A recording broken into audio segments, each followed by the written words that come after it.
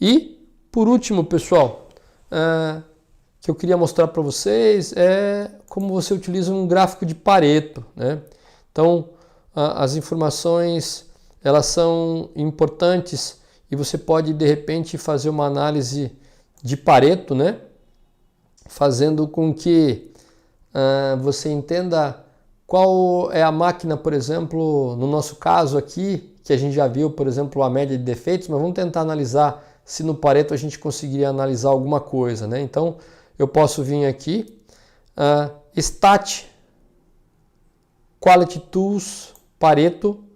Então, os dados atributivos vai ser o quê? O que é um dado atributivo, né? No caso aqui, a máquina número, e aqui a frequência, a gente vai colocar o quê? A quantidade de defeitos. Eu quero saber quantos defeitos acumulados nesse período de análise teve em cada máquina, para verificar se tem alguma que realmente chama atenção. E aqui, quando a gente faz isso, a gente vê que a máquina 1 ela é responsável por 58,4% dos defeitos, né? A máquina 2 é 27,3% e a máquina 3 é 14,3%. Para aí. Eu tenho uma concentração grande de defeitos na máquina 1, então é aqui que eu tenho que fazer o meu processo investigativo e tentar entender o que está acontecendo.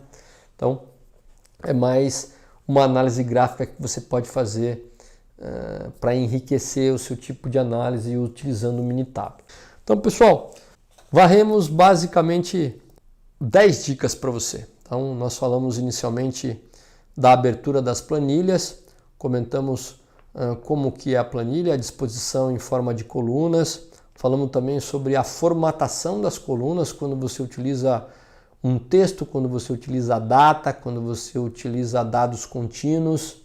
É importante não usar ponto e sim vírgula.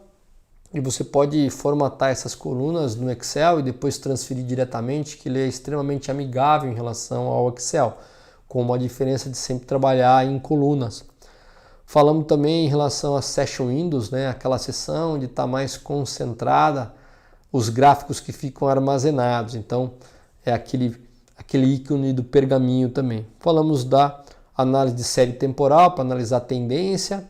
Falamos sobre análise de estabilidade nos gráficos de e-chart, os gráficos de valores individuais, que vão aparecer lá os limites de controle. Falamos também de alguns gráficos de análise de variabilidade, analisando aí principalmente o histograma.